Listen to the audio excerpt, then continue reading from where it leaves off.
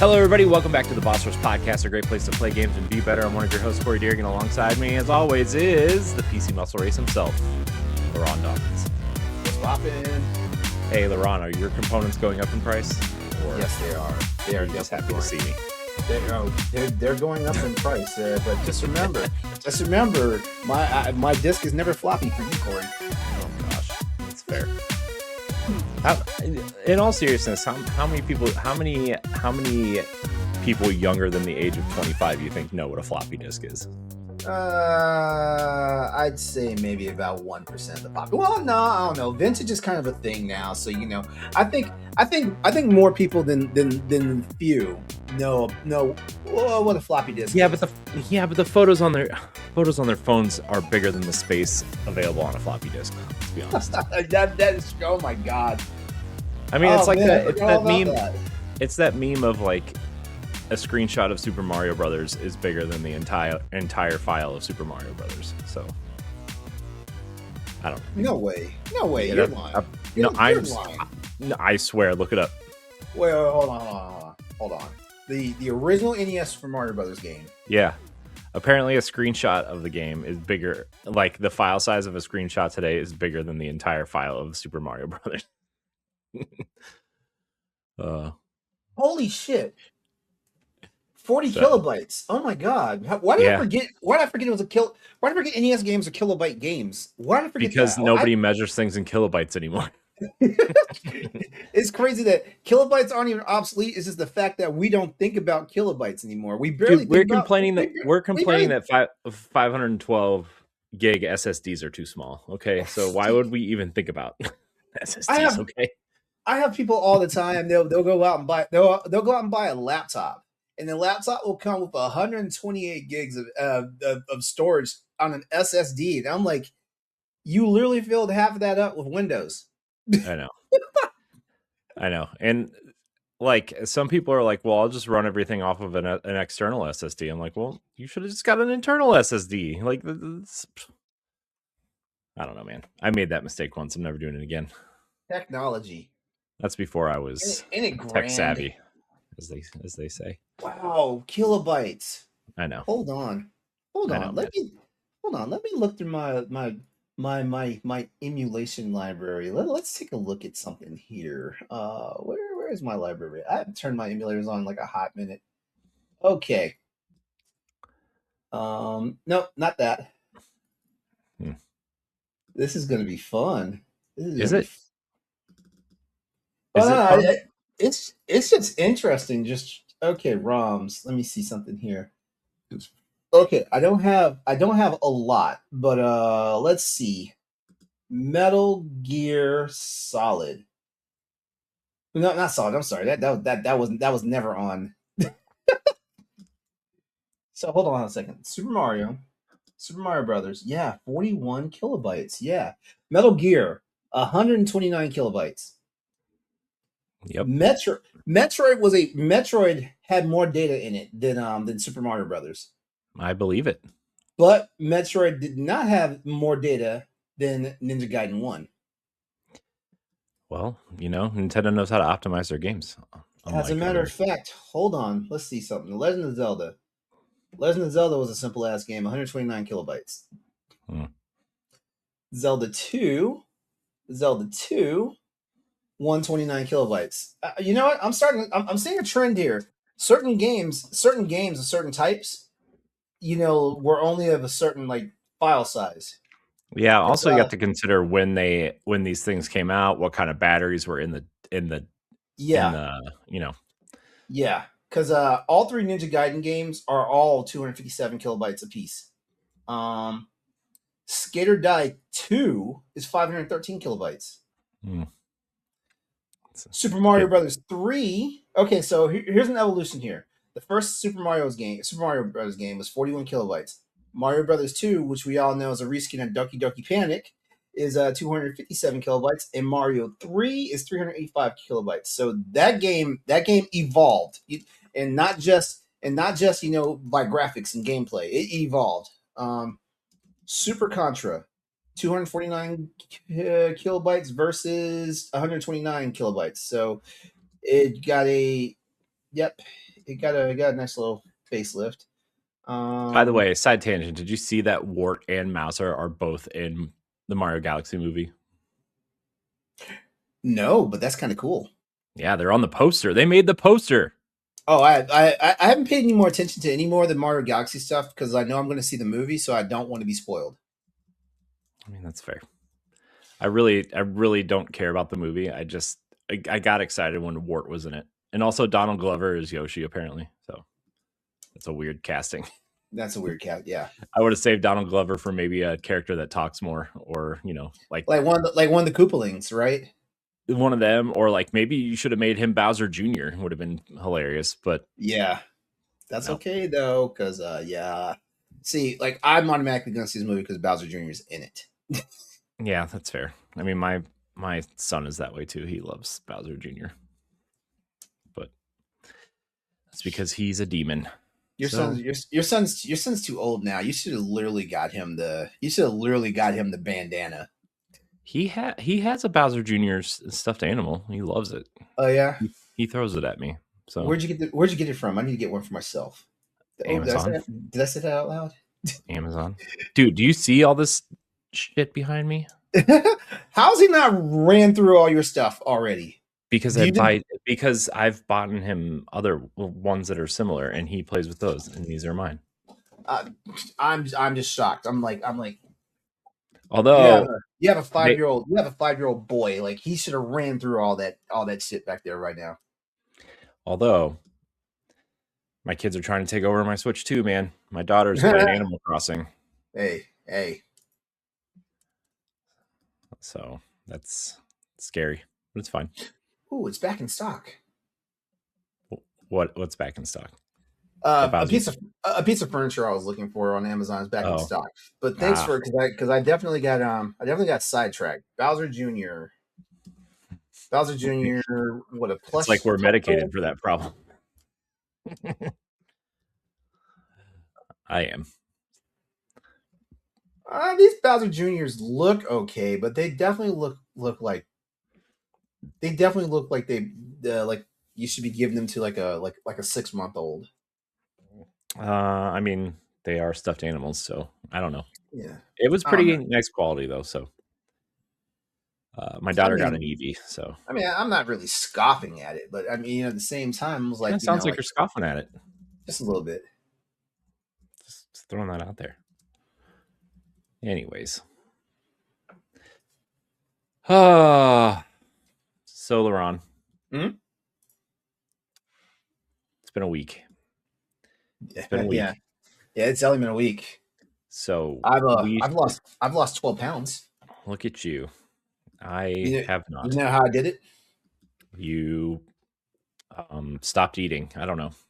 Oh, technically, yeah, because I've been on again, off again, sick for a while. Well, Yeah, but I lost all that weight while I was sick, and then I went to the doctor's on Monday, and the weight was still gone. So I was like, yes, I'll take that victory. Because normally you get sick, you lose the weight, and then he immediately comes back with a vengeance, and usually adds a couple extra pounds to it in its wake. yeah, because your body wants to, you know, nourish itself because it's protecting itself essentially. Yeah, yeah. But you know, you know. But guess what, LeRon? Mhm. Guess what? What's up? I think we should talk about all these next gen consoles tonight. But first, Do we want to? I Do we want I mean, no, but yes, but no. to? Just too annoying. It's annoying. All the stuff's really annoying these days. Like, remember when consoles would just like come out and you would buy them and you would just place them under your TV and you could just play games on them and it wasn't this Yeah, complicated or this yeah, expensive? I do. Remember when $600 was a meme and not the actual price of these consoles, or cheaper than these consoles? If you're talking about Mhm. the Xbox Series X Mhm. 2 TB Galaxy Edition, which is $800. It's besides the point, though. I'm not salty or anything. But first, we should talk about what we've been playing. LeRon, I finished another video game. Oh man, you're now dusting me. But then That's again, you're 3 this year. yeah. But then again, you're playing games that can be beaten in like like like a small like you can put in you can put in a 40-hour work shift and beat those games. I mean, still. I'm not saying it's a bad thing because I'm playing because like when I'm playing it has a little bit of depth to it. Well, the one I'm Fire Emblem has depth. What are you talking I about? know, I know. As soon as it came out of my mouth, I realized I said the wrong thing. Fire Emblem does have depth, but like I can tell you this right now. Like you're playing Fire Emblem. I'm almost done with the with one scenario in Front Mission 3. I mean, those games are on my list this year too. I'm gonna be honest Yeah, with you. yeah, But Laron, I've decided to take a break from the turn-based art strategy RPG uh huh. sessions, and I And am playing one of your favorite games right now, and that is Metroid Zero Mission. I was about to say it had to be a Metroid game Yeah, because playing I was like, Metroid Zero Mission. you're not playing a Monster Hunter game. No, no, I am not. But I did re-download it. I did Hmm. re-download Monster Hunter Wilds, but I have to play marathon stuff first. But So do I. which we'll talk about marathon in a minute. But Mhm. can I just say how great Metroid Zero Mission is? Yes, please, It is it please. is it is one of the best like remakes ever made. Like in my opinion, it's awesome. I love the way it looks. I love the way it feels. I love running around the map just like looking for stuff and the shooting feels good and the ice beam feels good and then you can like jump on the enemies and like it's just I mean I know you know all this but and I know most Metroid people know all this but like as someone who doesn't play very much Metroid like at all and the only Metroid game I've ever beaten is the original Metroid on NES Uh, Wait, which really? yeah which is crazy because this is a remake and I get lost so easily in this game but it's fine the pixel art in this game is like perfect dude Hmm. like I can't tell you how perfect this is like when those enemies come out of like those kind of flying bugs come out of those Mario looking warp pipes and they Yeah. like shoot straight up and then they shoot right at you and their like little legs are like twitching and like the that one kind of mini boss that you fight to get the charge beam that like the its body goes up each side and kind of builds these fake walls Oh around yeah, you and the then they wall monster. yeah and you have to like shoot the missiles in its face. It's so good, man. Like I just I don't know. I've found a new appreciation for these that late generation pixel art games and the fact that like the GBA is like probably the perfect console for those is like Hmm. oh it's perfect, man. I love everything about Zero Mission. Like even the map system is like even though I get lost, the map system is actually much better than I think people give it credit Wait, for. how are you getting lost in Zero Mission when the map basically it's almost It's linear? well, it's not that linear. Yeah, I said almost linear. You have Bryn Star in the middle, and then you have Kraid and Norfair at the bottom, and Ridley's Lair is under Norfair, right? But like, There are it's some more times of I like remember. it's not like getting lost in terms of like where am I? It's like where do I go next? Is more of the like I'm lost. I need to figure out where to go next. Mhm. Um, but because I don't want to like go up through like the Chozo ruins and be like, oh well, I forgot to go down here to Ridley's Lair and get the thing I need down there to go through here. It's like it's more of that than actually being lost. But I've been using a map from Omega Metroid which I don't really know much about that site, but the map they provide, it's kind of like the Zelda dungeon. Zelda dungeon. I don't know if you've ever been there for Zelda walkthroughs or not. I've been there a couple of We times. we stole Lasby from them essentially. Yeah. Thanks, guys. But their walkthroughs are really good, and they essentially have like walkthroughs, and I think there's a podcast. But yeah, man, I've just really been enjoying. I've really been enjoying Metroid Zero Mission, man. It's so cool. Even when you die, like, and the suit explodes off of you, and the pixel art of Zero Suit Samus pops out. Mm-hmm. It's so good, man. Like, it's just. And then when you go into a save point and the little things kind of close around you and the little warp thing kind of spins around. Oh, it's so good. Yeah. I love it. I love it. Nah, man. they did a good job with the detail in that game. They really did. And the crazy part is they didn't even have to. They could have just did what they did 2 years later and put the NES Metroid on a cartridge. I know. They released that in that whole NES line, and they just re-released Metroid. Yeah. It's like, yeah. I was like, why would I get that when I have Zero Mission? Yeah. So I've decided that, like, after this, I'm gonna like flip flop between series, and Metroid is just the 2D Metroids are a series I'm gonna play through. The problem is, LeRon. Well, I'm gonna tell you right now, Fusion's gonna piss you off. No, I remember liking Fusion. I just don't remember. What I mean is it's gonna piss you off because Fusion is more complex than Zero Mission. Oh yeah, of course it is. Zero Mission is not complex at all compared to the rest of them, but Fusion is very on rails. Like you can't sequence break in that game like you can in most of the Metroid games and odd stuff. You're basically, it says go here and you can only go there. My concern is that to play Samus Returns, I either have to play the chonky Game Boy version, or I have to turn on my 3DS and play the 3DS version. You want to play a 3DS version? I'm gonna say that right now. I know, but I really don't want to play the 3DS. Why? Because it's so small, and I have to play a 3DS. That's why. See, your Switch has spoiled you. I know. Because I have a 3DS XL. Your ROG Ally has spoiled you. True, but I mean, if I have to step back and play a game because it's only available on the 3DS, then I will. You know. No, you're gonna emulate it on a bigger screen.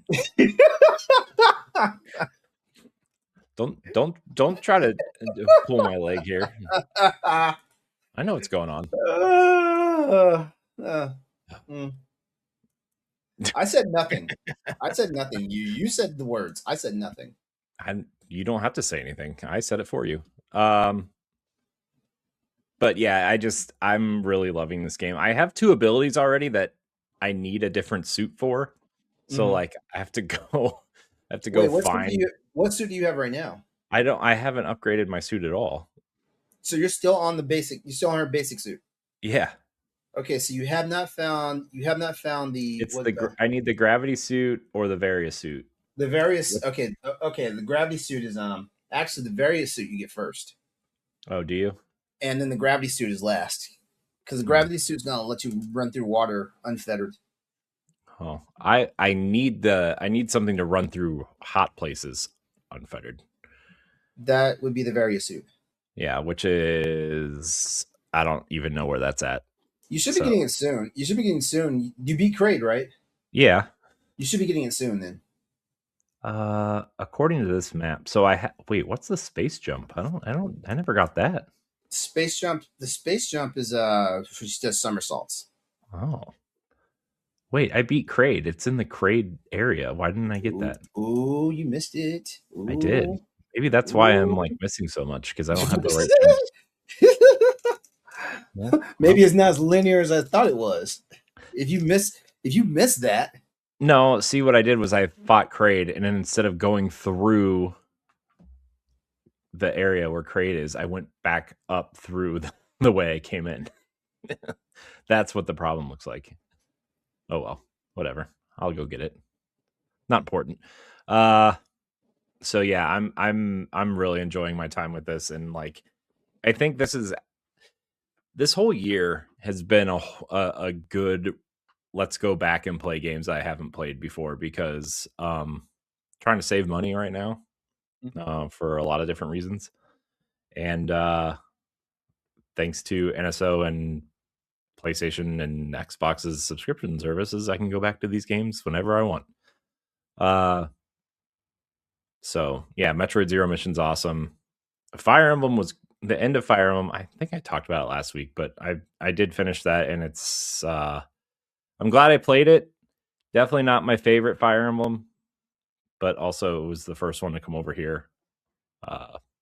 So a lot of quality of life things in the newer games that just make those better. But let's see. Oh, and then Marathon. We have to talk about Marathon, LeRon, which I know I'm going to talk a lot about it on Xbox Casuals and Tower Casuals the next couple weeks. But so last week after the server slam, I liked it, but I didn't love it. I was playing it last night, 2 nights ago. 2 nights ago, I was playing it. I load into this match and I put my headset on for the first time in this game, right? Just because like I should probably be talking to people if they're on my team. And I went from not loving it to like I really want to go back in and like keep playing. Like after Okay. after we record tonight, I'm going to go play tonight because it's that fun. It's that like going in and learning the maps and I haven't unlocked the last map, which is like a whole nother game in and of itself. There's like Destiny style raid mechanics in that map and like trying to get into there's like a map inside this ship that's in the middle of the map. So there's like a map within a map essentially where like all the best stuff is apparently. Um but man, I think this I hate saying it like this, but it feels like it's clear why Destiny has been struggling for the last couple years Okay. because their effort, and I know they're two separate teams, and I know they're, but you know, when people got laid off, they did move people around, and they did move a lot of their PvP team over to the Marathon team, but this really feels like classic Bungie. Oh yeah. Like this feels like when you would load into like a Halo map on Halo 2 or 3 and you would learn every single inch of these maps and you would know where all the weapons were and you would know where like, you know, secrets were and you would talk to people and coordinate and stuff. But it also feels a lot like Destiny where you like are communicating with your team and you know marking things on the map and saying, "Oh, there's health over here. There's, you know, there's a sniper rifle over here. There's a weapon over here." Mhm. Um and there's a lot of lore and terminals just unlocked the other day where like, you know, I don't know if you played classic Marathon, but like there were terminals in those games that told the story essentially. Mhm. Well, now these terminals, you know, not only do they tell the story through like audio logs and stuff, but they start unlocking different things within the world. And, you know, finding one of these terminals, you know, kind of hacking these different things, learning the different cores and the different like move sets. There's a character where like I think it's a thief where you can have this drone, like you have a drone and you can fly it, or you can't fly it, but it like hones in on an enemy and explodes on an enemy. But then like you can find a core for that drone that's essentially Gallarhorn from Destiny, which is like what happens. Gallarhorn was this really great rocket launcher that like once the rocket exploded, it had this perk called Wolfhead rounds where all the little pieces that exploded off of it became mini rockets and they homed in on the enemy and also exploded, and it was like this overpowered weapon, and essentially this drone has that ability now. um I don't know, man, it's just a really really impeccably designed game in terms of the maps, and the shooting feels great because it's a Bungie game, and like there's no class that really feels like why is this here? You know, why do you need to use this? You know, um, I've been using the medic and the assassin a lot. I think the medic is called triage. But then there's also this class that if you're going in by yourself, the rook, which is like you go in by yourself in the middle of them, and the match is already going on, but you go in and you start collecting stuff for your next run, essentially. Um, it's just really, really fun to play. And like there was this moment when I was playing with other people, just random people that I loaded Mhm. in with, where none of us knew who we were beforehand, but we were like talking about it and like, nah, I haven't really played a whole lot, or I was playing Arc Raiders, or someone was came over from Destiny, and we were just talking, and then all of a sudden we got in this firefight, and we were all using different abilities to like help each other out, and somebody got down, so I was the kind of the tanky character who has shoulder mounted rockets and like a blast shield essentially. And what I was doing was I used my rockets to blast the enemy, and then I held the shield up while the medic was helping the other character up. And like it was this kind of cool moment. And what's going to start coming out of this game are stories like this of like, oh man, we infiltrated the base, and like we put the blast doors up, and we got in this huge firefight, and we escaped, barely escaped with this cool weapon. Um, it's like the stories that the community used to pull out for Destiny of like, one of the raids, one of the exotic weapons was literally unlocked through binary code. Like you had to find the secret through binary code. Um, Mhm. and I think this new area in the new map that's going to unlocks when you hit level 12 is going to have things like that. You have to find different marathon keys essentially, and like different keys do different things, and you have to like find a certain amount to unlock the doors to get into the ship, and then there's enemies on the ship that you have to fight through to get the best stuff essentially. um and I think that's where a lot of stories are going to start coming from, is like community based puzzles and things like that. I'm a little concerned about the stickiness of this game though, where because like obviously it's a extraction shooter, which is like not the complete opposite of Destiny, right? Yeah, I was going to um ask you. I was going to ask you how you feel about extraction shooters, because you tip. As long as I've known you, you don't really talk about extraction shooters. So how are you feeling I've about this? I've never really played one, Uh-huh. honestly. Like, I mean, Rainbow Six Extraction came to Game Pass a couple years ago, and I think I played like less than an hour of it, and I was like, "This is stupid." But uh, the only other kind of extraction mode I ever played was the Dark Zone in the Division. Uh, and so, like, I think when you go into Marathon, you have to almost treat it like all the weapons are on borrowed time, essentially. Mhm. And it's not like Destiny where, like, you keep everything, right? Once you die, you lose the stuff that you had in your backpack, right? And so, like, as long as you go in knowing that you're gonna possibly lose the weapons that you're using or weapons that you find, It's not that big of a pain point then. yeah, yeah, it's definitely like, it's my turn to use this gun, and when I die, it's the next person's turn. Eventually, those weapons kinda turn into the currency that you use in the game.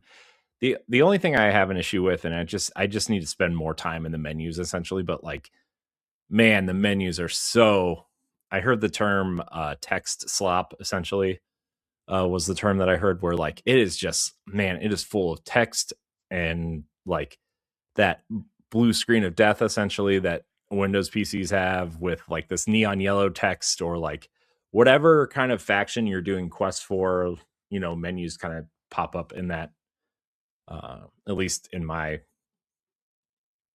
experience. Maybe it's just like that all the time, but uh, you know, it's just really hard to read. I wish there was a thing that lets you have your menus, like, because Destiny's menus are like pretty clean for the most part, simple to read, dark background, white text, uh but like, man, this is just these menus are all over the place, man.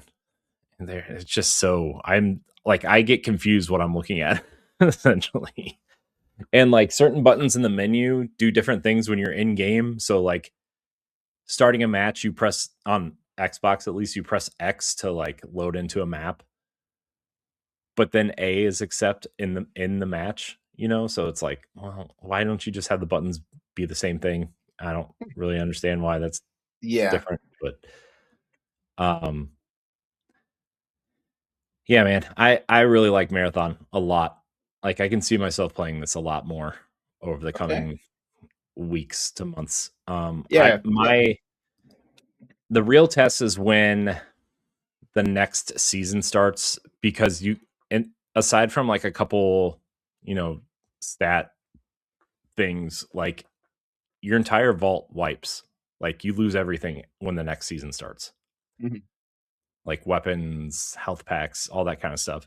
I think your rank with these factions stays, depending on the contracts that you do and the quests that you go on, but like it's like a clean slate every season.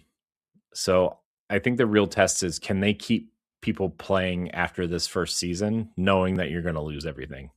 Yeah. And I hate comparing Marathon to Destiny because it is a totally different game. Like, I would say if you're a Halo fan, you might like Marathon better than if you're a Destiny fan, essentially. Um, but I almost wonder if this is a test to be like, we should do Destiny 3 and everybody's stuff is going to disappear. That was like my first thought, right? Because that was like the big killer point for Destiny 2, was like all your stuff was supposed to carry over, and then it didn't carry over because they were using a different engine, or like a different version of the engine, and they couldn't get your stuff to transfer over. And so like you had to go chase all the things that you were chasing for 2.5 years in Destiny 1 in Destiny 2 again. Mhm. Uh, but I think at this point a lot of people are just asking for like, put Destiny away for a year or two and then bring it back with Destiny 3, and I don't care if all my stuff's gone. Like, they what I wrote in my Edge of Fate review was like, this is where Destiny 3 should have started. Like, this is Destiny 3 in all but name. And I almost feel like they should have done that. Like, Mhm. maybe saved the Edge of Fate as the beginning of Destiny 3 and just kind of put Destiny away for a while. Mhm. Or at least have like put it in maintenance mode, essentially, where like, okay, well, the hardcore are going to try to do this, and this. We'll have in-game events. We'll have, maybe we'll put new dungeons and a raid in there to keep people satisfied. But like, in terms of expansions, we're waiting for Destiny 3.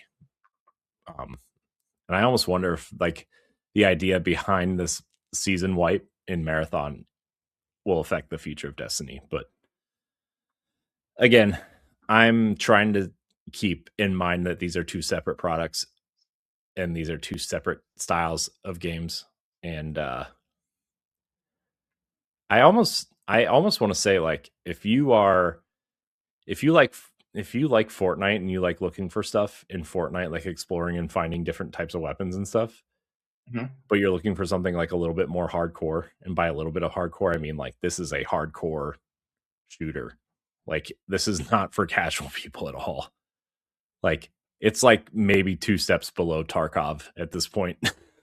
Like, essentially, it, unless you're going in knowing you're going to die and you just want to have fun with your friends, like, a lot of people in this game are in it for the hardcore. There is one map that says beginner on it, which is like, oh, well, you need to complete the beginner quests here because, you know, uh, but it's funny because the second map that opens up is, it's the same area as the beginner map essentially, but just more stuff is happening and more things unlock.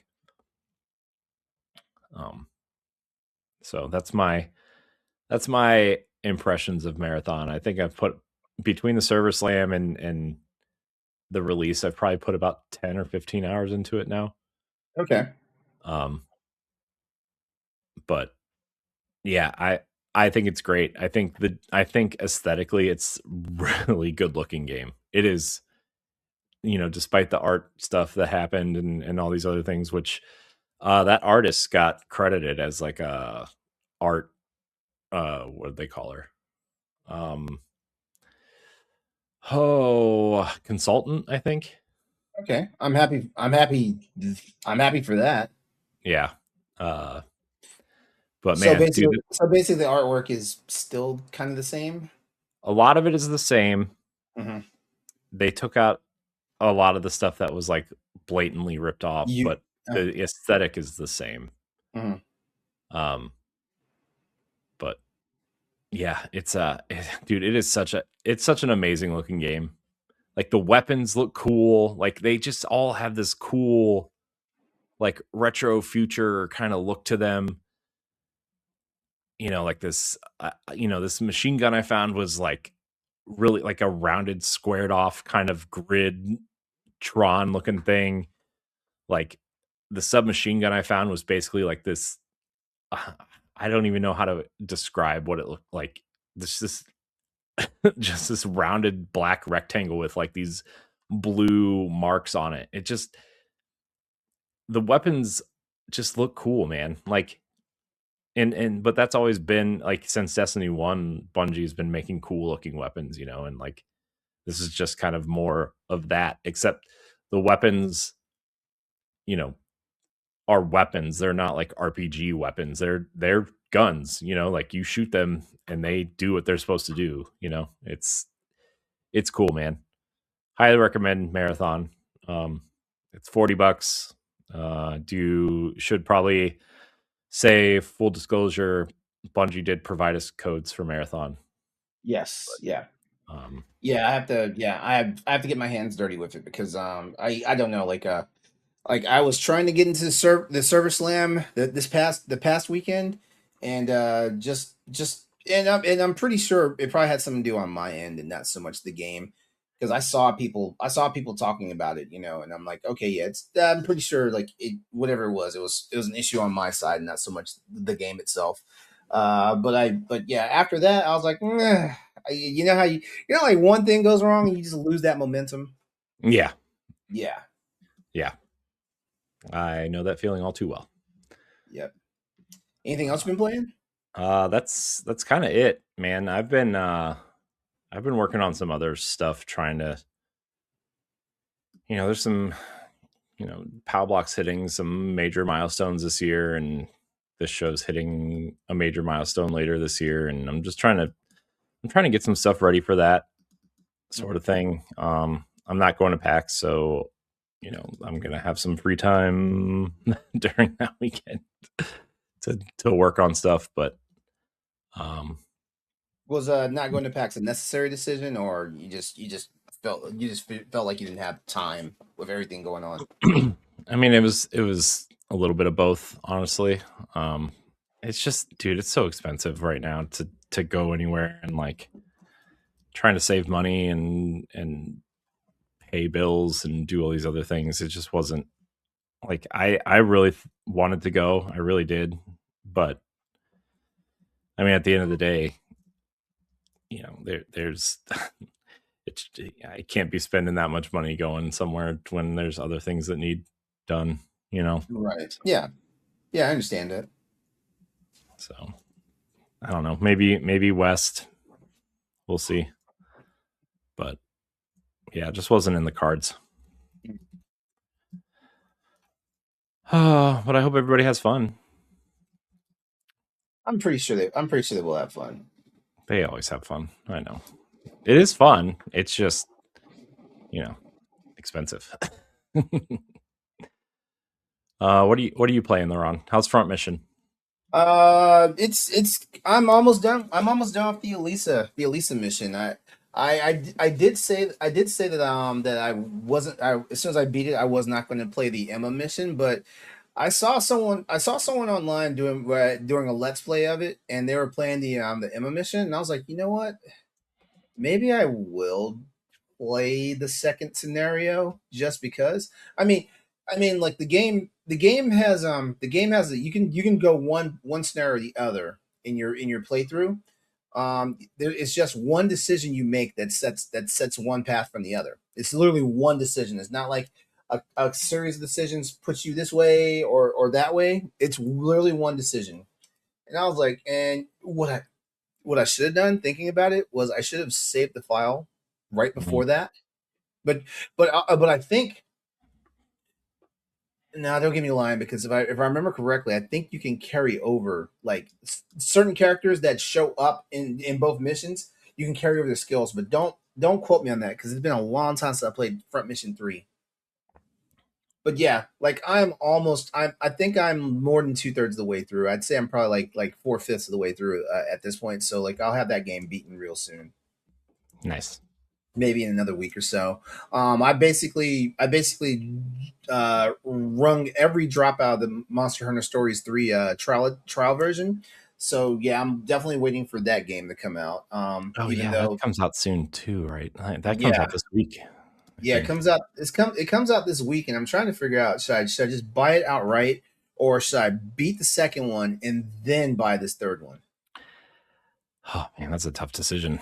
I know, Um, right? I know, right? Because there's only been one Monster Hunter game in the history of Monster Hunter that I took my time to buy, and that was Monster Hunter Generations for for the Switch slash mm, Wii U, or um, yeah, and the reason why I didn't, well, number one, the reason why I didn't buy it was because I didn't have a Switch at the time that it came out, and then by the time I got a Switch, Monster Hunter World was out, so and once I got used to playing Monster Hunter World, I was like, there is no way in hell I'm going back to Legacy Monster Hunter. there's no going back. Yeah, yeah, no. Trust me, if you like playing if you get set playing a game that has modern controls, and when I say modern, I mean controls that work for the decade of gaming we're in versus like, a game that came out in 2004 and ran for about 17 years before a modern version came out.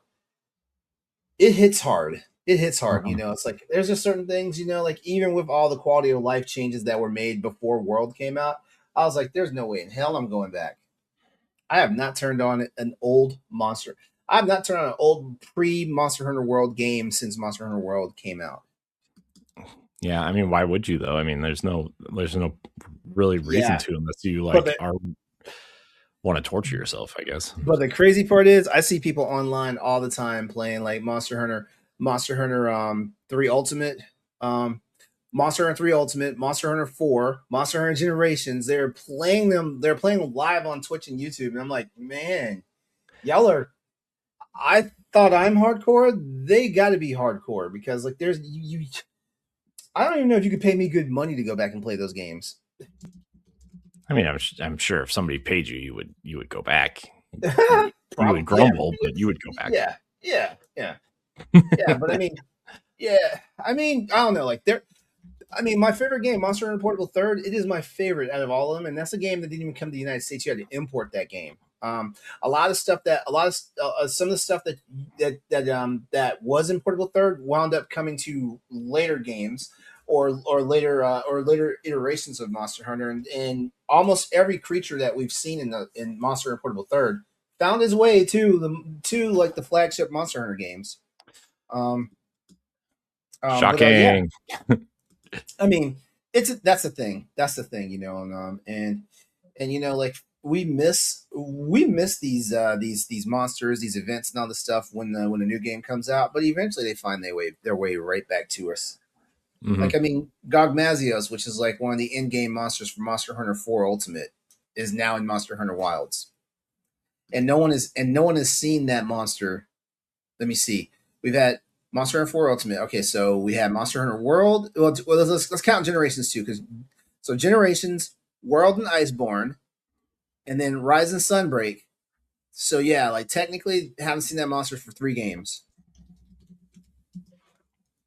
and you got to think about the gap in time from how those games released. So it's been a long time. It sounds like what Pokemon does, where like some, you know, where some Probably, will like not show up certain generations, and then other ones will show up. They'll show yeah, up later, and people will be like, "Oh my gosh!" yeah. I can I, see that. I don't know. I'm not a Pokemon guy. Maybe that doesn't happen, but I'm not really a uh, Pokemon. I'm not really a Pokemon person either. As a matter of fact, I stopped watching the cartoon a long time ago. yeah. I mean, my it's funny. My daughter is playing Animal Crossing right now, and like Uh-huh. she sees commercials for the Pokemon one that just came out. What's it called? Some stupid name, Pokopia or Uh-huh. whatever. And Oh yeah, yeah. she's like, I want that Pokemon Animal Crossing. I'm like, Ah, well, get a Switch 2. I don't know what to tell you. Get your own. Um. Anyways, sorry, I didn't mean to interrupt you. It was just no, reminding no, me no. of that. Nah. I can't wait. I can't wait for you to get on the podcast one day and be like, my kids have my Switch too. I mean, I'm seriously like thinking about getting a second one. Like, and that's not a joke. They, for some reason, all they want to do is play Switch and Switch 2, to the point where like I hooked up my Switch 1 and put all the games that they like to play on there, but like they know, man, they just know, like, oh, this is the old one. I'm like, yeah, but it's also the one I'm not using, and if you want to play games, you know oh my gosh, kids, man, they I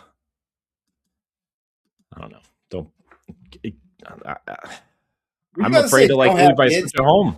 Were you about to say don't have kids? If you want to have nice things, yeah. Okay, well, there's that. I mean, I'm afraid to leave my Switch at home with them when they're going from school. Afraid what I'm going to come home to, but it's fine. I'm glad that they are finding games that they enjoy, but also stop playing my Switch. That's all I'm saying. Get them Switch lights. Tell them to shut up. I mean, all my son wants to play is Ninja Turtles and Power Rangers anyway, so I have to figure that one out. Are you playing? What else are you playing? I mean, that just those right now in Tekken 8. Like I Mm. swear I'm in this rut. I'm in this rut and I can't get out of it with Tekken right now. Like I'm trying to rank up a little bit more before season 3 starts. Season 3 starts March 17th, and I'm trying to rank up advance one more rank, because when season 3 starts, they're doing a rank reset. So basically everybody's going to drop down a tier from where they're at. Mm. And so that means from where I'm at, I'm literally going to drop 5 ranks, Ew. which it's a tier though. Like, I mean, it's not gonna be that much of a problem for I think, but I do hate rank resets. But then again, this is very similar to what you're talking about with new campaigns for marathon. Mm-hmm. They're not going to take away. They won't take away everything like they will in marathon, but at the same time, like, it's going, that rank reset's going to suck, because like it sucked when season 2 came out, and I didn't realize the rank reset had happened. So I was looking, I was like, wait, my character wasn't this rank. I was higher than this, and had to fight my way back to it.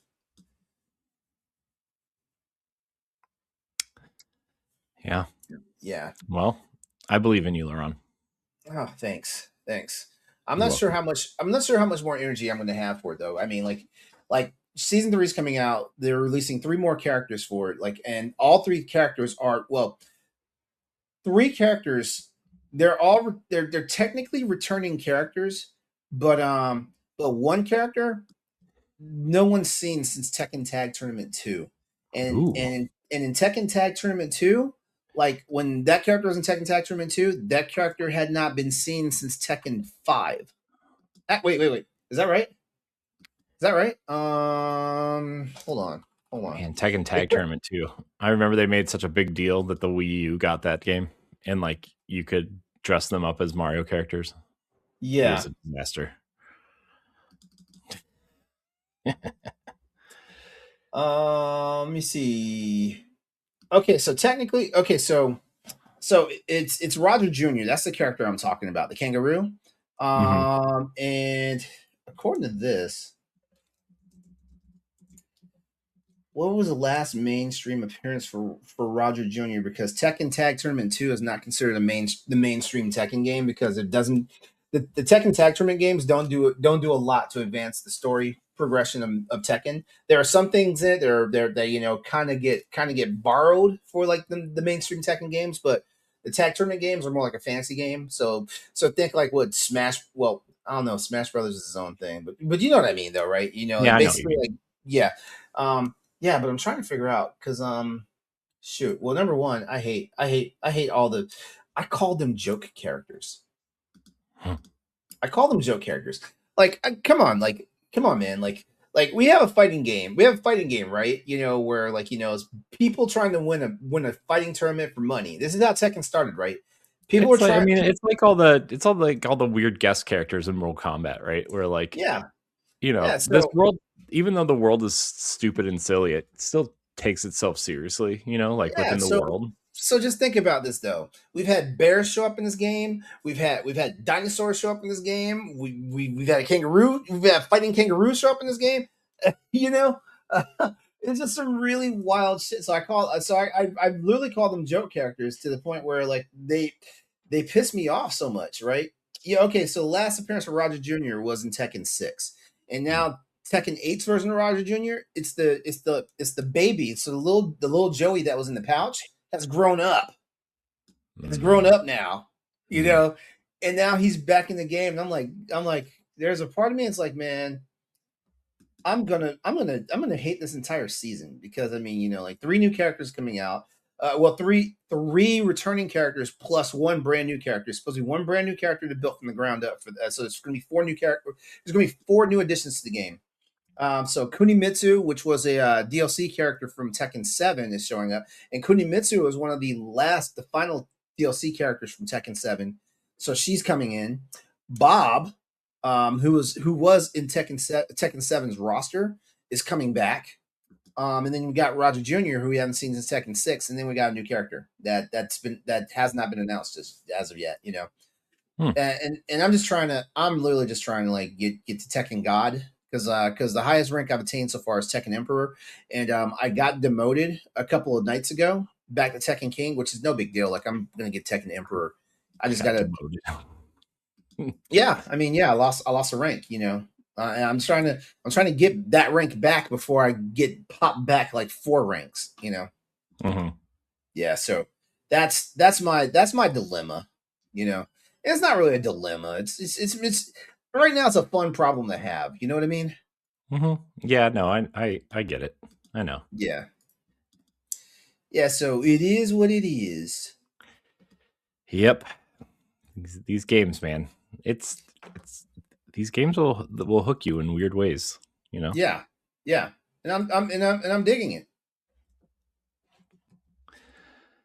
You know what we're not digging, LeRon, unless you have something else you were playing. Mm-mm. No, that's it. I think I'm playing enough. Even though you talking about Metroid Zero missions making me want to like spark up some Metroid Zero mission. It's pretty good. Just saying, it's pretty good. It's pretty good. It looks nice, plays nice. I have it on that pixel perfect mode on the Switch too. Mm-hmm. It's pretty Explain nice. explain Pixel Perfect mode. So, like, instead of like CRT where things are like it's essentially like high definition 4:3 essentially where Mm-hmm. like everything like you can see literally see the pixels instead of them being kind of blurry in a 4:3 format. Uh-huh. Okay. So it looks really nice. Looks really nice. There's weird CRT filters and weird like screen filters for some of these. I'm like, who uses these? Like, I understand they're fun to play around with for like 2 minutes, but like, who really plays with these? Mhm. But That's just me, I guess. Somebody might play with these. LeRon, you know what we probably won't be playing on? Is a What's $1,200 Xbox. Oh hell yeah. No. So as of this recording, we're recording on Wednesday the 11th. So Microsoft gave a GDC presentation on the Project Helix, which is the next Xbox kind of PC console hybrid thing that people are still confused on what's going on. They did announce they're reviving the backwards compatibility thing for the 25th anniversary, which is like, I don't know how much more you can revive. No, Mm-hmm. but okay, I guess. Maybe we'll finally get Marvel Ultimate Alliance since Activision published that. Probably not, but maybe. Or those Transformers games, the Cybertron Transformers games. That'd be nice. Uh, I don't know. I want to mock you and say that's wishful thinking, but you never know. It's Microsoft. Their console's going to cost $1,200. I do know. It's Mm-hmm. not. Give people what they want? No. Nah. But on top of that, obviously the PlayStation 6 rumors are heating up, and the Steam Machine is launching, aiming for deck verified games at 1080p 30 frames a second is what I saw today, which is like, I don't know, man. I don't know how to feel about that. I'm still I very mean, confused at what the purpose of the Steam Machine is, LeRon. Can you you and me help? both, man. Come on, come. I I don't know thought it what was like okay, it, well they're clearly gonna like they clearly want to have a box in the living room that plays your Steam games similar to the Steam Deck, and like, maybe instead of 1080p 30, it'll run it at like 1440p 60 or something, not like high settings or anything, but maybe like mid settings, like right. whatever. No, I'm just very confused at why this box is going to exist, honestly. Like, I feel like this is a half step. Like, if you're gonna do this, you should go all out. I know components are expensive and everything, but like, why not just take the extra step and like, I don't know. I don't care that it's 1080p, but like 30 frames a second, like people are like, even normies are getting angry at 30 frames a second now. Yeah, yeah. So why does this box exist, LeRon? Help me understand. I think I really don't. I really don't have an answer for this. I think Valve Valve had an idea, and the world went to shit before it could be realized. Yeah. That's what I really think, because I mean, like the one thing I say for sure, all of them, all three of these things that we're going to talk about, they have AMD Zen architecture, for CPU structure.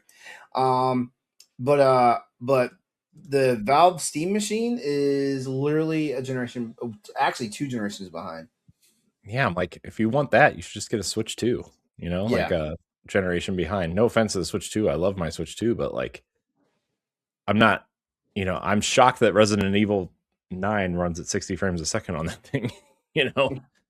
Yeah. Uh, I don't know. They're targeting 1080p 60 for the Steam Machine, but are they? I thought I saw 30 somewhere. Maybe it was I just saw 30. I saw 30 at one point. I think every console. I think every console is shooting for 30 stable.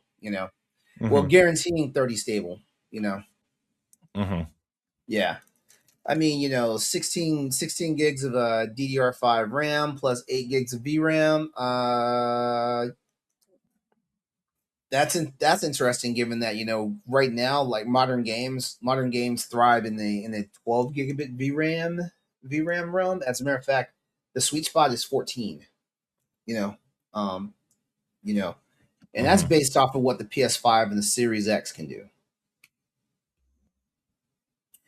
Um, I mean, the you Series know, X can do, I mean, it it depends on the game, honestly, right? Because like yeah, Destiny can run at 4K 120 in PvP, right? Like it can run, but then you get games that can hardly run at 30 frames a second on that thing. So, like Final Fantasy 16, I think on the Series X runs at 720p 30 frames a second, I think is like something I don't know the exact specs, but it's something really low like that.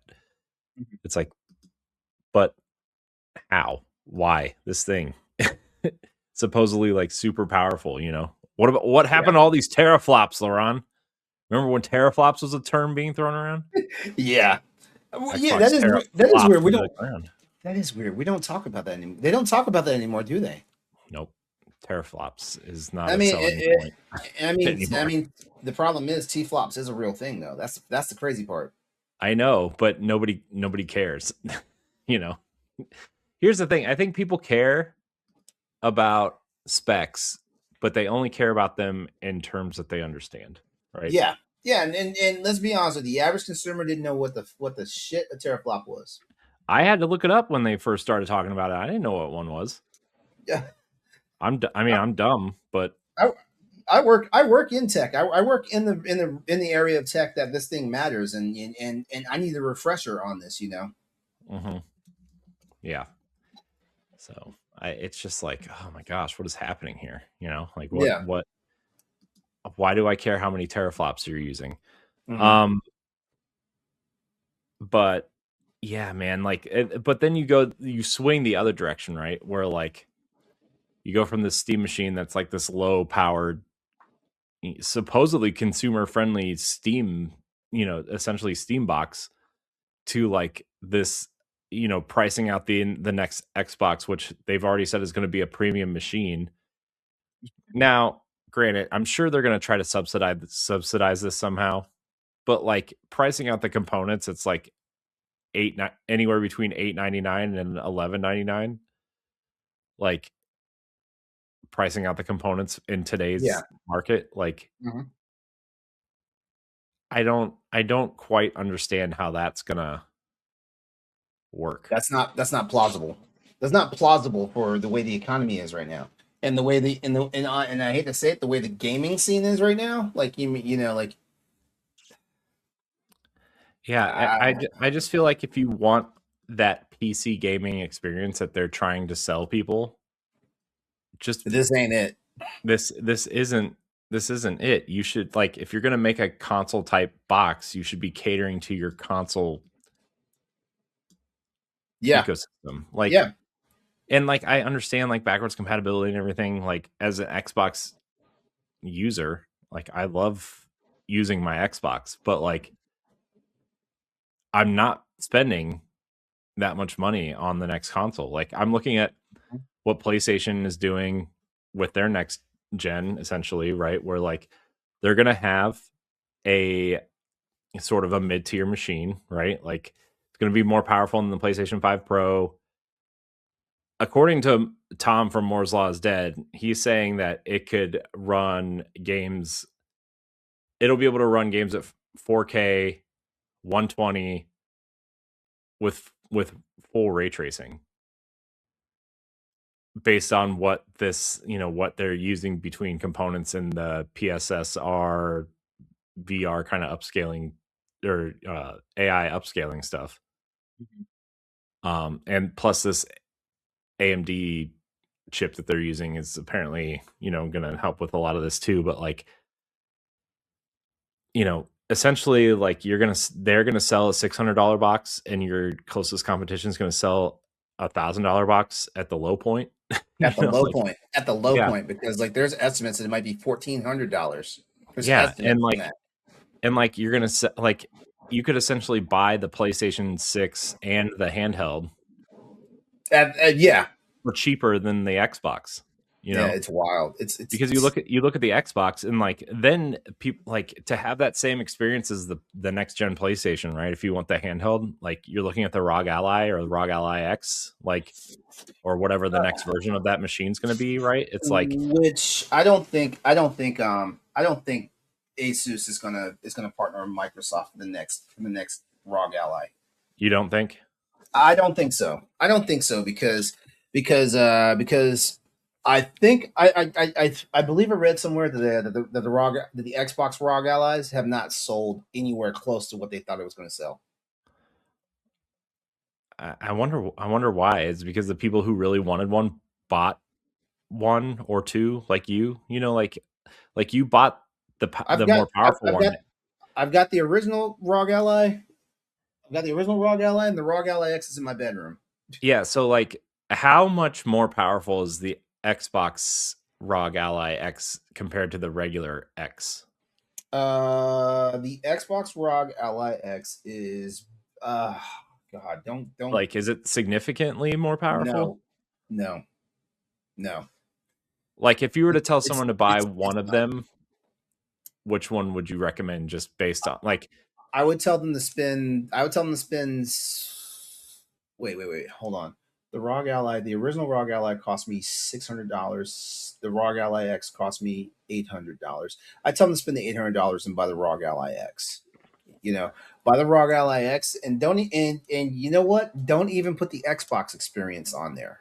Don't even do that. You know, yeah, I've heard it's bad. unless it's already preloaded. Get this, Corey. Right now, I cannot update the firmware of the Asus ROG Ally X because of the Xbox experience. Every time the system has a reboot, it reboots right back into the experience, so it never gets into the BIOS mode. It's kind of That's pissing me off. That's that really seems pissing me off. Can you uninstall the Xbox experience? I can, but that means I have to take it out of developer mode. Which I'm one of those people when I put a Yeah, Windows machine in developer mode, I don't like taking it out of it because usually that means formatting it to start over. yeah, that's yeah. Yeah, I don't know. Maybe when see a firmware update. I'm one of those people like like I run after firmware updates as soon as they're out. A firmware Mhm. update though, you know what? I guess I can live without for right now until like it's a firmware update that actually updates a whole bunch of features. But the next GPU update the APU update comes out for it, which basically is the graphics side of it. Mhm. If a major one comes out for that and I can't update it, I'm gonna be pissed. Yeah, I mean, I would be, I guess. But also, I think I I don't know. I think Microsoft kind of I'm not gonna say it screwed over Asus, but remember the reason why the Xbox ROG Ally happened is because Microsoft was trying to make its own handheld, but couldn't guarantee Asus like the numbers for like I what wasn't it Asus was trying to get it like a million chips. It was more than that. It was more than that. Okay, It yeah. was like something ridiculous, like I'm 10 sorry, million not or something. I'm sorry, not, it wasn't even Asus. It was AMD. It was AMD because like the Asus the almost every one of these PC handhelds is all AMD architecture. The only one that's different is the Nintendo Switch and Switch Two. They have Nvidia chips in them, you know. Mhm. Um, but yeah, all these handhelds, have basically. There's one out there that has Intel, but but that one kind of crashed and burned. Well, Um, so did Intel. So, yeah. you know. But yeah. So it was AMD that was trying to get the guarantee, was trying to get the buy-in. I was like, hey, like we'll go in with you, but like you gotta execute like this to like have XYZ number chips, and Microsoft got cold feet, and so they ran to Asus to partner up, and they're like, hey, do what you want with this, and we're just gonna make a streamlined OS, which the Xbox experience, it's not bad, but I mean, like, there's still no true hibernate mode. The hibernate mode is still done through the Asus Armory crate, and guess what? I have lost some data because a Windows update out prioritizes the hibernation mode. Shocking. Yeah. Sorry. It's like you want it. It's like you don't want to be a Windows machine, but you're still acting like a Windows machine. Like, get it together. Mhm. You know. Now I'm at a point where like I just save constantly, and that's wild because like Microsoft was supposed to be making this more of a console like experience, and we all know, like, when you put your Xbox Series in standby mode, nothing short of a power outage, makes it restart. Yeah, that's oh yikes. Yeah. Yeah, so I'd still recommend. Honestly, I'd recommend that save this. Get the ROG Ally X. Save the money, and you know what? Here's a cheat code. Buy an open box one if you can find it. My ROG Ally X is an open box one. My ROG Ally was brand new, straight from Asus, but my ROG Ally X, I bought an open box at Best Buy. Yeah. Also, like, I mean, obviously, if you're not into the Xbox ecosystem, don't even bother with that, right? Like, I feel like console gamers specifically, if you're a PC gamer, you're probably getting a Steam Deck or like, you know, I would say like, oh well, Shit, what on about the games Steam like Destiny? But like, also you're probably playing that on PC with mouse and keyboard, and you want to be at your desk if you're playing on are, PC. So like, are the Steam Decks back on sale yet? I mean, there's only one in stock. It's the 512 OLED. It's literally the only one they've been selling for like the last month. Actually, no. It still says out of stock on when I go to my Steam page. Okay, well then, then it's out of stock. But like, it's just like, man, if you're a console gamer and you're like, you might as well either get a Switch or wait for this PlayStation handheld. Like that PlayStation handheld for, you know, $500, and you can play PlayStation 4, 5, and 6 games on it. Like that's to me, it seems like a pretty good deal. I don't know about you, LeRon. I just, like Yeah, obviously it does. the console will be like the high fidelity version that you play on your TV, and then this one will be like, oh well, this is where I play my games at 1080p 30 frames a second or whatever, or ray Mhm. tracing's turned off or whatever. But like, it'll probably do similar things that the Switch does, right? Where like if you plug it into the dock, it adds more power and adds more whatever Right. to it. But yeah, it's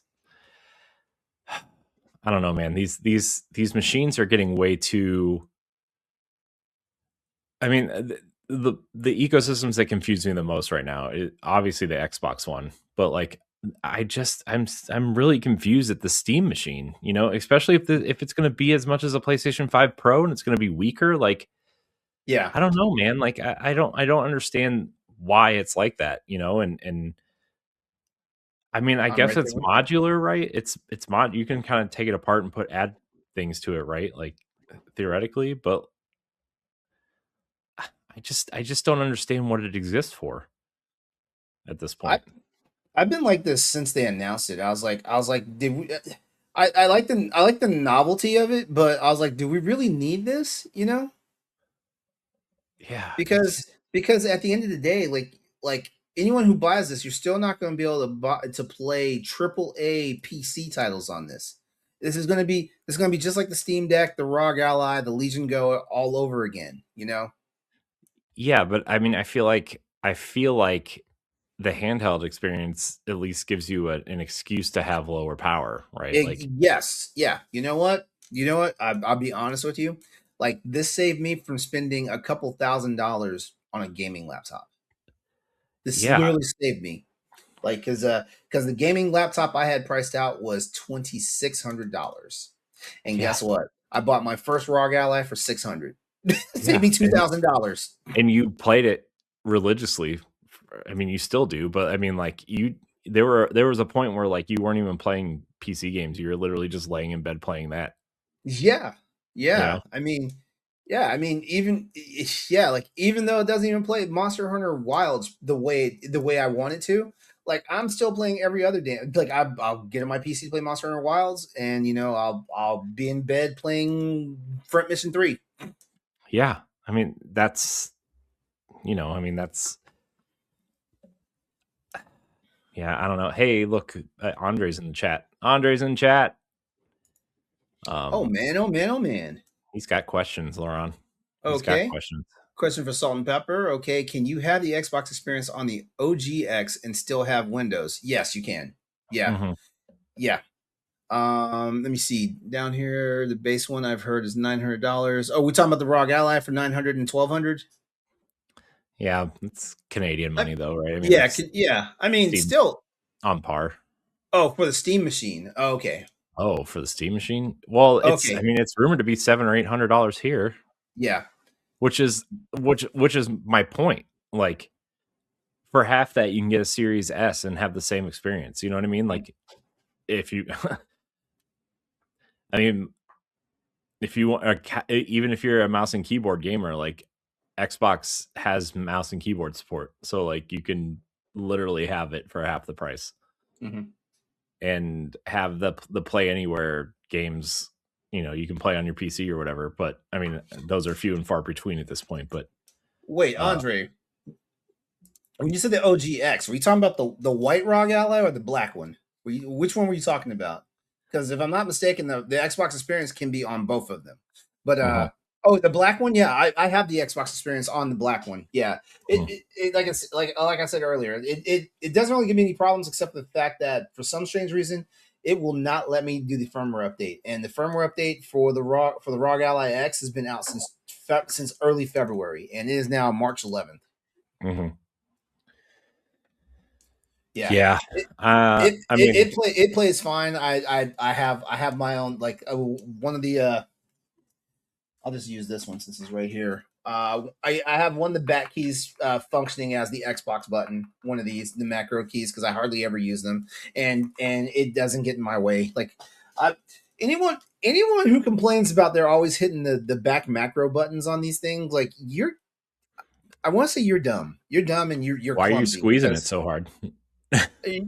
well, they're complaining about it's so easy to touch. Like I had I this thing know. for years, and once I figured out that like it's easy to touch these things. Guess what? I just adjusted how I grip it, I and mean, I've heard that on the Switch Pro controller also, and it's like because the Switch 2 Pro controller has mappable buttons on the back, and it's like I don't even realize that they're there. Like, just stop. Why are you squeezing the handles so hard? What are you doing?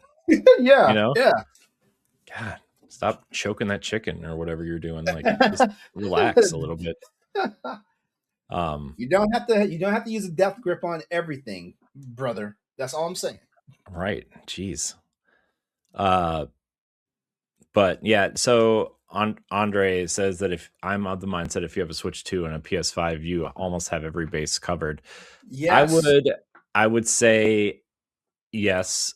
I mean, obviously there's a lot of PC indie games that are like exclusive or whatever, but like I mean, I would tend to agree. And even when If we're the talking about purely from the console perspective, yes, because Mhm. I still feel like the perfect ecosystem for almost every person that's a gamer, if especially if they're a PC gamer, is having a mid to high tier level PC, PS5, and one of the versions of the Switch.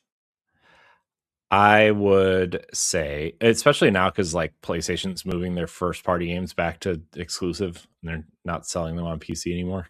Which that's a major pain in my ass. Apparently, it's I only really want, apparently huh? that over since they've been putting games on PC, it's been less than 2% of their revenue over the Yeah, last I know. how many Which years? which breaks my heart because because and before anybody goes out there and says it's piracy, no, it's not piracy. It's not piracy. You want to know what the main problem is? If they simultaneously launch the games, Hmm. That they would have a tremendous sell through rate. You know, yeah, and like I almost wonder if like obviously in the short term it didn't really affect PlayStation 5 sales because PlayStation 5 is actually trending ahead of PlayStation 4 now. all But right, like I almost wonder if this was like a mid to long term play of like, okay, well, Xbox sure is going away, but and as we know it, but if the Steam machine kind of takes off and these PC handhelds take off, like are people going to buy these things and have access to more if and then not buy our box because they need to I feel like they're trying to they see what Nintendo is doing essentially, and we need to have something to sell our box because we put a lot of R&D into our box, we put a lot of development time into our box. hmm Our games will be optimized for our box, right? I mean, you can go all the way back to the PS3 and look and see like, look how amazing games like The Last of Us and Uncharted looked on the PS3, but then every third party game ran worse, you know? Yeah, yeah. Um, so they'll always have that optimization in their back pocket.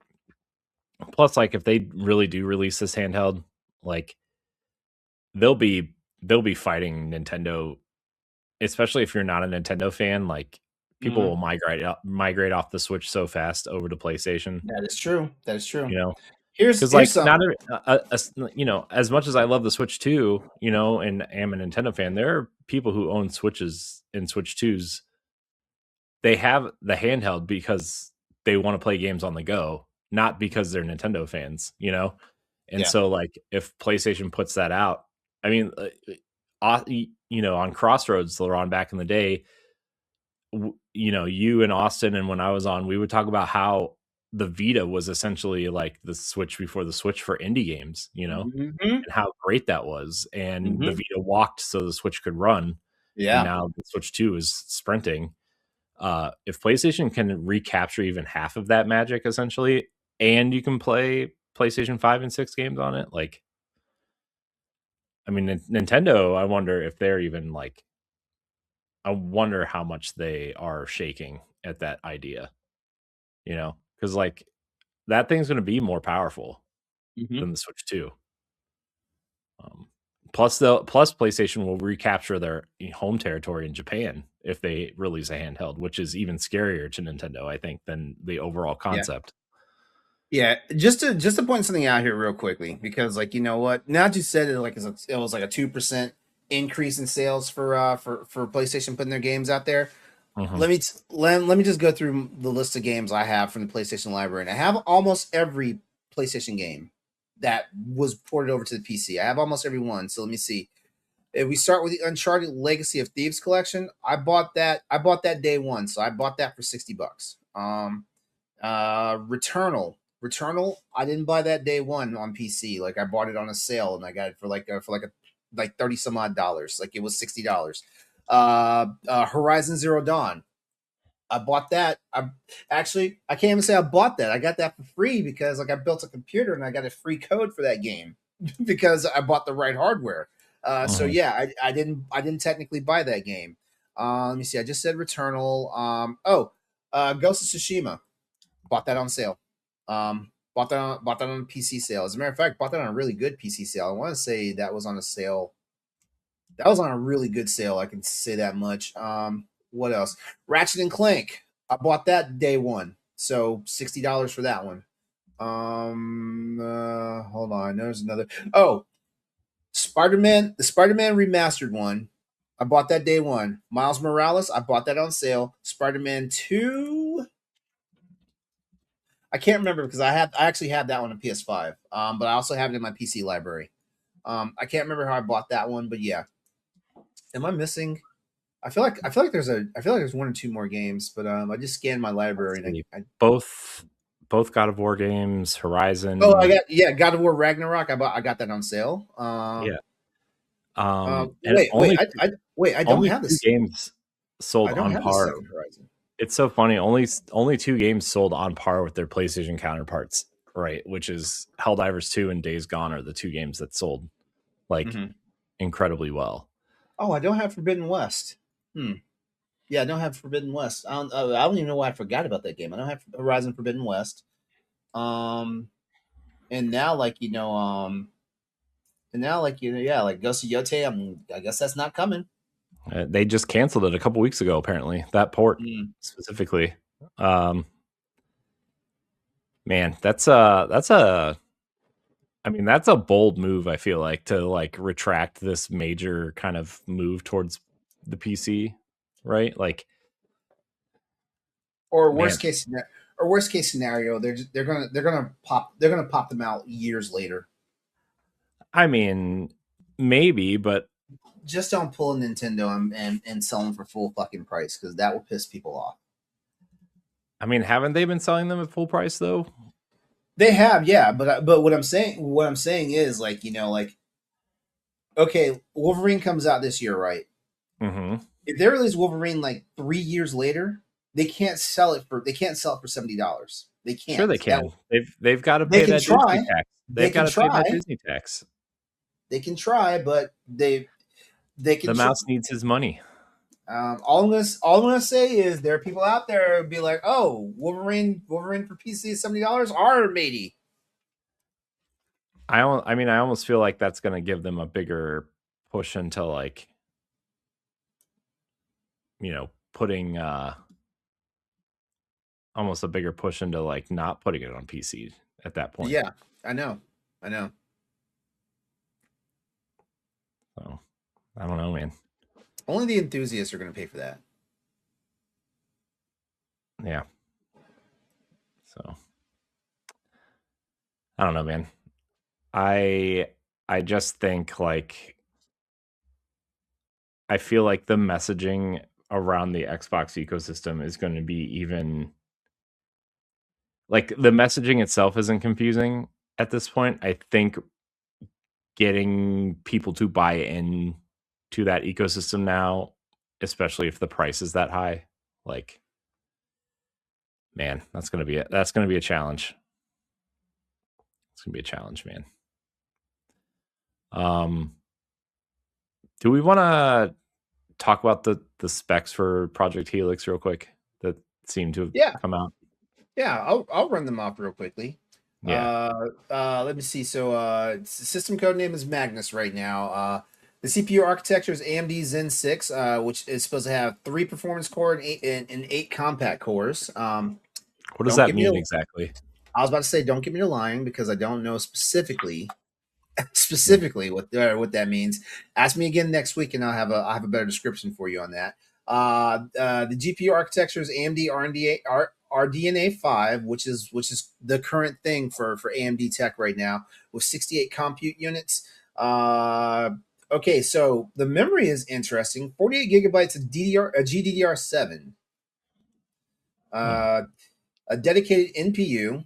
And let's see, the ecosystem is supposed to be Windows 11 Xbox mode, so more of the Xbox experience. It's the target for this is native 4K at 120 frames per second.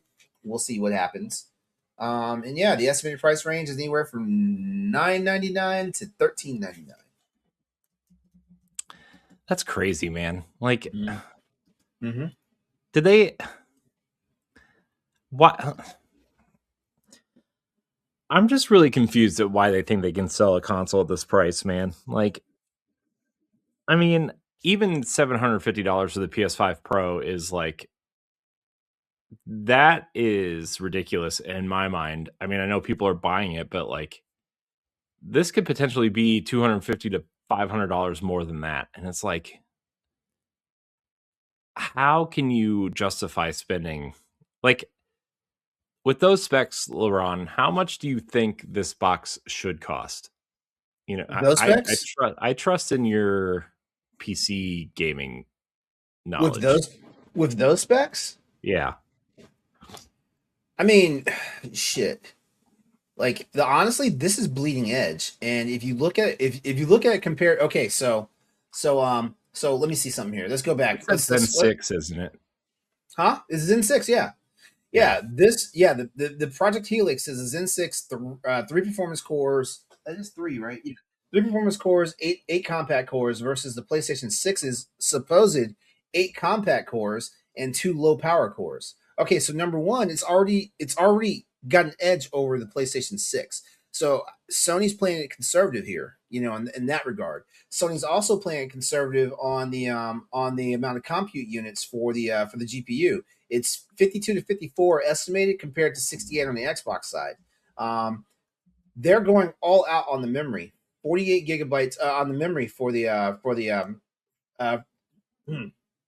they're going all out on the memory. 48 gigabytes of GDDR7 graphic DDR graphics, whereas Sony is reportedly going to be somewhere in the realm of 30 to 40 gigabytes of GDDR7 on a 160-bit bus. Like I said, talk to me next week. I'll have a better breakdown of this stuff. AI processing, dedicated NPU versus on the Xbox versus a GPU based with neural arrays. Basically, it's going to use 8.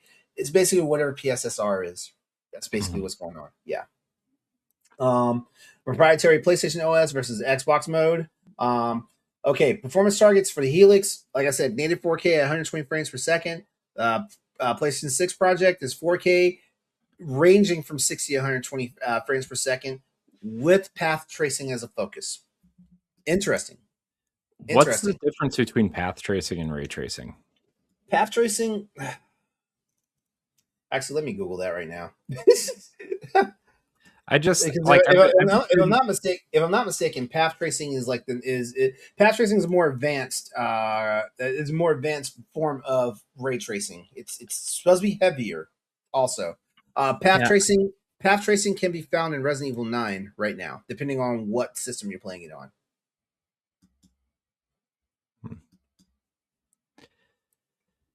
And then here's the kick in the pants. Real quick. Microsoft quietly retires. This is an Xbox marketing campaign. All of their announcement posts have been archived. I'm no shock there.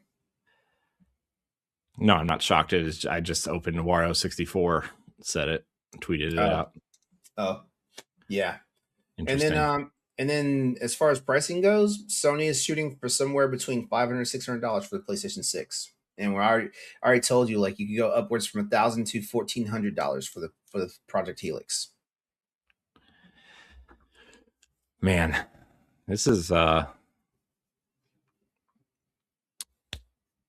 I mean, if PlayStation is going to come out that cheap, like, even if you have a library invested on Xbox, like, why would you spend that money on that? You know, like, I don't know, man. Like, I mean, I guess it's fair, but also, I don't know. I just feel like people are into, like, we're in an era where, like, convenience and things being quote unquote good enough trumps the premium quality at this point, right? Like, people, you know, the let me back up a minute. The collector of like 4K Blu-rays, right, which is like the ultimate kind of way to watch a movie, essentially. How many people subscribe to Netflix and would rather watch that than Blu-ray? And how many people even know or even notice the difference? You know what I mean? Like, and I think this. I mean, I hate to keep bringing up the Switch, but look how many people bought games on Switch because of the convenience, right? Of like taking it with them, you know, instead of like, I mean, The Witcher sold like 3 million units on the Switch years after it came out on the other consoles and on PC. Why? You know, like, it's clearly the worst place to play that game, but it was a big RPG you could take on the go with you. And obviously CD Projekt made it easy for you to transfer your saves from PC to the Switch. So, like, you know, there's that aspect. But, like, I don't know, man. I just feel like the PlayStation, again, even though it's not as powerful, it's just, people are gonna trend towards that. So, I don't know, man. It's just, I also, like, we're at a point of like diminishing returns on these consoles too. Like, we've been there. Yeah. You know, I mean, like, yes, over the last decade or so, you can definitely see graphical fidelity enhancements and everything, but, like, in all seriousness, how much different does a PlayStation 4 game look compared to a PlayStation 5 game? You know, like, like how noticeable is it really? You know, I don't know. I just feel like games have looked good enough for a long time. Maybe that's just because I'm old. Who knows? But I mean, the two biggest games in the world, three biggest games in the world right now are Minecraft, Roblox, and Fortnite. You know, and and GTA 5 and Xbox 360 games. People clearly don't care what games look like. You know what I mean? So, well, anyways, LeRon, Thank you for reading those specs. I will watch these boxes with great interest as I will Palpatine. too. I will too, because if anything, I just want to see. I just want to see how they all slug it out. Like, I don't know. You know what? I'm gonna say this, and people are probably gonna think I'm sarcastic, but I'm really rooting for the Xbox Project Helix. But I'm I not mean, I rooting am for it. too. I'm not rooting for it if it's going to be $1,000 to $1,400. You know, Yeah, I'm not rooting for it. Like I mean, as I'm somebody who rooting for. primarily plays their games on Xbox, like I would really like Xbox to make some smart decisions. And theoretically, like merging it with the Windows Store and having the universal Windows platform be kind of your Microsoft gaming store has made a lot of sense, right? Like that makes Yeah, sense but on paper. You know what I yeah, mean? but don't fuck it up. Don't make another games for Windows type debacle. Yeah. Don't And fuck like, it up. here's the thing on paper, their strategy is sound, right? Where like, oh, if you buy a game on Xbox, you get the PC version. We're making the universal gaming platform or whatever, right? The universal Windows platform. That's what it's called, right? So, Mhm. like, that's cool. And then, I don't want to. Why did I put these on stage? I don't want this. And you buy it on Xbox, you get it on PC. The Game Pass, ultimate kind of thing. Like, Game Pass just needs to be one SKU or two SKUs, right? Like, Yeah.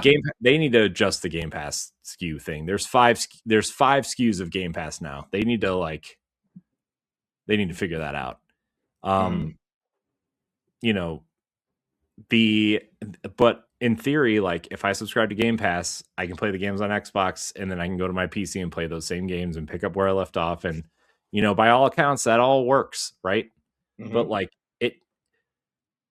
the issue they're gonna find themselves or the problem that they find themselves and they need to fix this issue, which I hope they do, is like merging the libraries of people who have purchased PC games and have purchased Xbox games. Right. And this is the message they're trying to convey, I feel like, and they're not doing a great job of, unfortunately. Maybe Asha Sharma will be able to convey it better, but like merging these platforms, merging these libraries, and have a clear like, okay, Xbox is our gaming vertical. Yes, okay, Xbox Play Anywhere. That's our thing. Xbox is a console. Xbox on PC is the PC platform, but the games are the games, right? And hopefully they can get that message straight because there are still people who are very confused by that. So, I hope that made sense. I felt like I was rambling for a second, but Shit. I'm still confused. I feel like on paper it makes sense, but they're gonna find a way to mess it up, and they clearly Yeah. have still been messing it up. you know. So, all right, LeRon, is there anything else we need to hit on before we kind of wrap it up?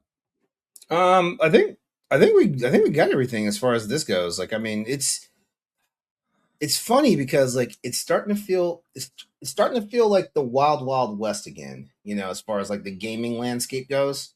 You Yeah, know, and this it's almost actually feels like been a that while since it felt transition. like that. This almost feels like that transition from like the PS1 N64 Saturn era to the Hmm. Dreamcast, GameCube, PS2, Xbox era, right? Exactly. Um, that's kind of what this feels like, and like I feel like we all thought that we were all heading towards like, oh, games will just be available everywhere at some point. Man, this feels like we're taking a big step backwards, man. And like not backwards in terms of like technology or anything, but like I don't know, exclusives are back. It feels like, Exclusives might be back. I don't know. Like I all of a sudden, like the winds have changed. yeah. Um, but we'll see. We will see. Like I Uh, like I said, Microsoft, don't fuck it up. yeah, and like, look, at the end of the day, like I think Asha Sharma's resume is interesting, and it's about platform growth. Yeah. And I don't care that she's not a gamer. Like, that doesn't bother me. I Yeah, actually feel like I don't have a I problem either. like, a lot of people look at Take-Two as being like, obviously they're one of the most successful publishers out there.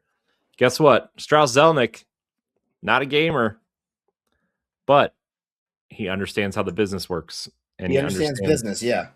he understands, he understands what people want from their games. And so, you know, if she can even be, an eighth of what he has done for them, like, I'm all for it. Jim Ryan, not a gamer. Not a gamer. Now he's gone, and they closed like all the studios he purchased. But That's a damn shame. I know, man. Blue Point, man. Like, really? Blue Point? We did this last week. I can't do this again. Yeah, no. Yeah, let's All right. let's not. Yeah. Let's get out of here. Everybody out there, thank you so much for watching and or listening to this episode of the Boss Rush Podcast. You can find us live on Wednesday nights or on your favorite podcast service or YouTube later. LeRon, thank you for your time tonight, as always. Oh yeah. Like talking about this tech type stuff. I wish, I should have been more prepared, but obviously life is getting to both of us at this point. Oh man, life is definitely lifing.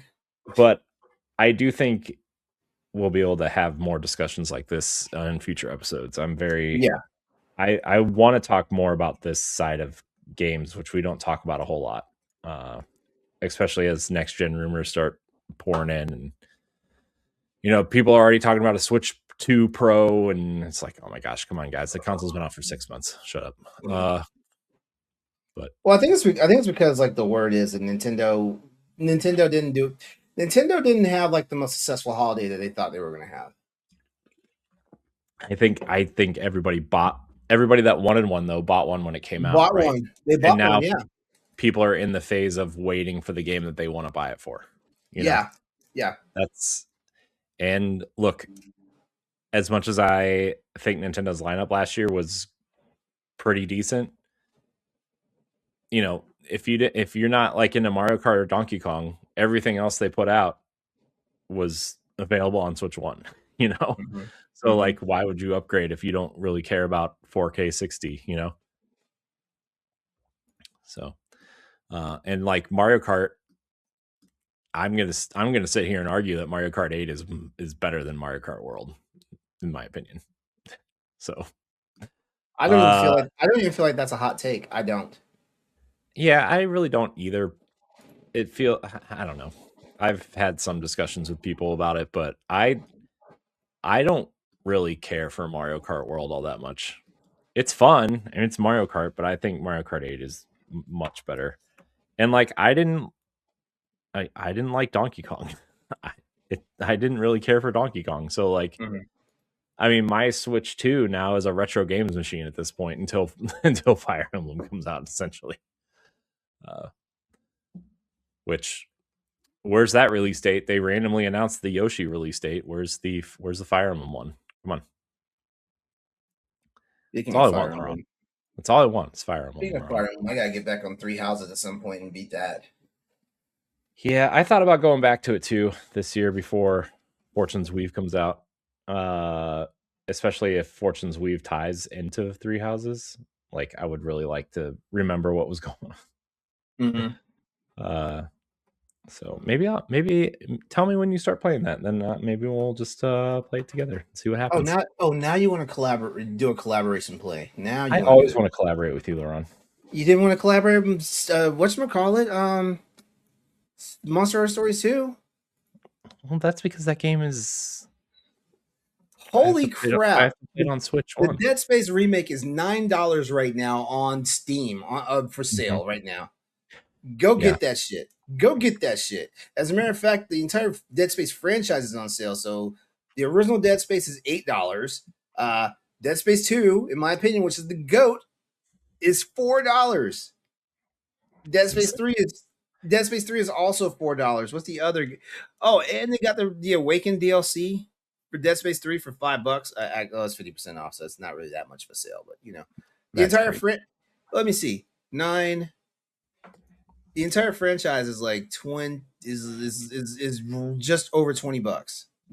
All three, and that includes the remake of the first game, so you can get every game. That's ridiculous. Yeah, actually, my math is bad. 4, 8, 13, 21, $30. $30. Every game that's available on PC right now. When's the sale end? When does the sale end? It doesn't say when the sale ends. Hold on. Let me see something here. I know this game's already in my library. Shut up. You're like, you want to buy it? You shouldn't buy this again. It's in your library. This promotion ends on the 16th. Get it. Get it. I already own all the Dead Space games. So yeah. I don't know. Maybe if you're really nice to me, maybe I will purchase somebody a copy of the Dead Space remake. Maybe if you're really nice to me. Who's nice to you? Who are you talking to?